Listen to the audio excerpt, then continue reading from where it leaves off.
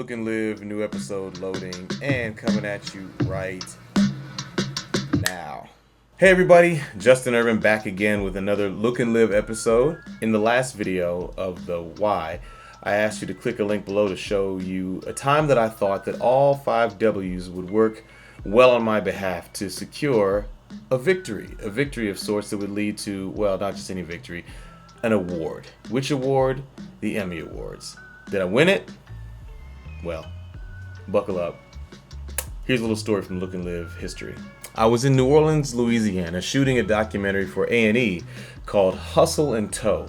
Hustle and Tow was a documentary series about tow truck drivers as they went along their daily activities, from rescuing people on the side of the road to pulling the wrecked vehicle out of the 4-lane highway. I get a call. This call was from a woman named Kiara Lacey. Kiara is a producer extraordinaire and basically has the Midas touch. Quite a wonderful person to have in your corner. And she was ceding my name to none other than Mr. Elvis Mitchell.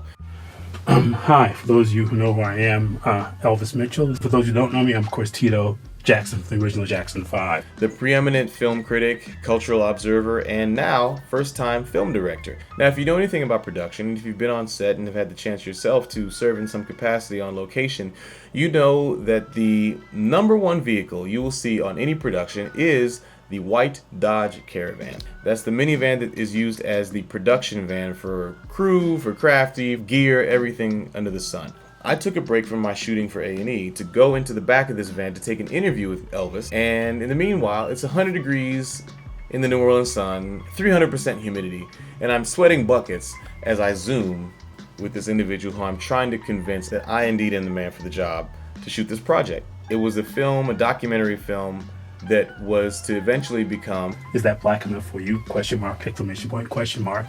Is That Black Enough For You was a Netflix original documentary, and I was in the runnings to be the cinematographer for this project. Nothing moves for a few days. I go back to working. I go back to shooting. I'll go back in the truck, yank a broken Lincoln off the road, and hey, another day in paradise. Then one day, I get a call from Kiara, and I realize that she's about to tell me some good news that culminated with, congratulations, you got the job. This means that I'm now shooting Elvis Mitchell's first documentary film and will now be seen far and wide anywhere Netflix is available. Man, it was an amazing experience. I go from interviewing in the back of a caravan looking like I'd been kidnapped to now location scouting in New York and LA to shoot some of Black Hollywood's biggest and brightest stars. Lawrence Fishburne, Samuel L. Jackson, Mario Van Peebles. The list goes on and on and on and on and on. And what is it they say? If you're having fun, then you'll never work another day in your life. And I tell you, I was whistling to work. So, where do we go from here? Where do we go from here? One of the esteemed pleasures I had when shooting this documentary was having the chance to shoot none other than Mr. Charles Burnett. Charles Burnett is widely regarded as a master of storytelling craft, and in fact, one of his films is archived in the Library of Congress, Killer of Sheep.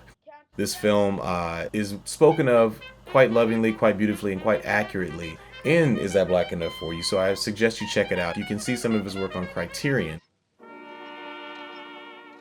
Another instance that was very dear to my heart was getting the chance to film Louise Greaves. Louise is the wife of Mr. William Greaves, widely regarded as a genius in documentary filmmaking by virtue of his particular and seminal work, Symbiocytotoxoplasm Take 1, one of the most influential films in the history of modern filmmaking. Why? Documentary, narrative, experimental, all are woven together into a film that was so ahead of its time that it was just completely misunderstood by the audience and didn't see the light of day for another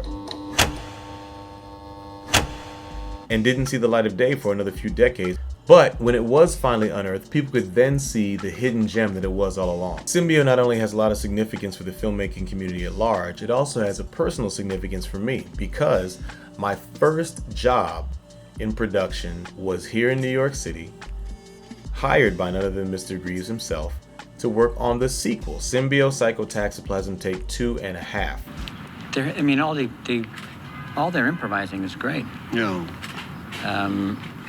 It was a beautiful way to come full circle once again. Okay, so Is That Black Enough For You had an incredible festival run, not least of which was being kicked off at the New York Film Festival's 60th anniversary at Lincoln Center. All right, that's enough. That's enough. So what a joy, what an experience, what an elation to be able to sit down in the theater, watch the lights go down, watch the film come up, watch the project that I put a lot of energy, time, effort, and joy into, and then hear the applause from the audience for Elvis's amazing work finally being accomplished and released into the world. Beside myself, I gotta tell you. So now we're off to the races. We go from New York Film Festival all the way out to LA for the NAACP Awards. And what do? I get my finest purple suit, meet up with Elvis and his lovely wife.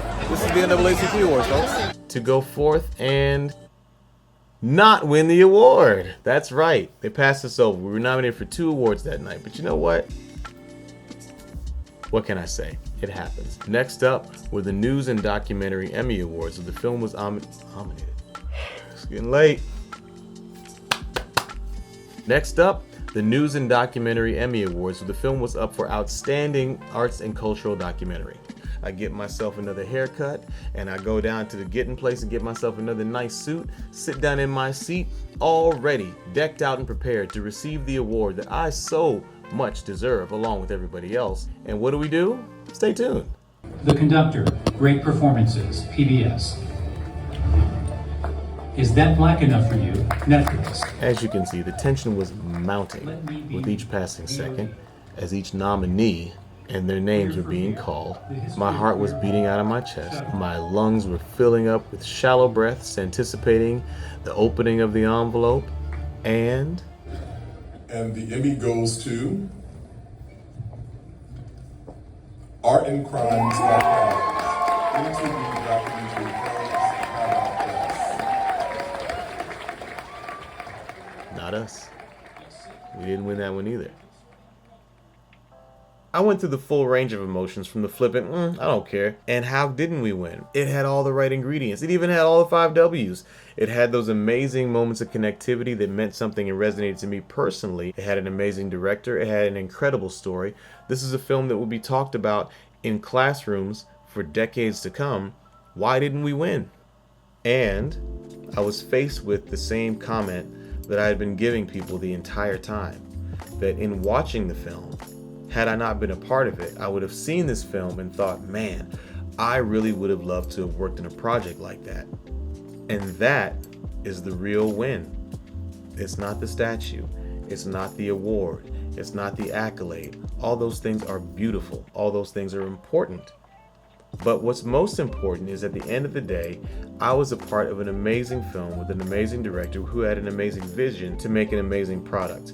A product that I was proud of, a product that he was proud of, a product that my parents were proud of, a product that Rotten Tomatoes has still on its list as being 100%. I guess what I'm trying to say is awards come and go, but it's what you make that can't be broke, lost, or stolen that really counts. Like we said in the last video, you have to keep your why firmly rooted and firmly in place in your mind. And as always, just keep making. Thank you.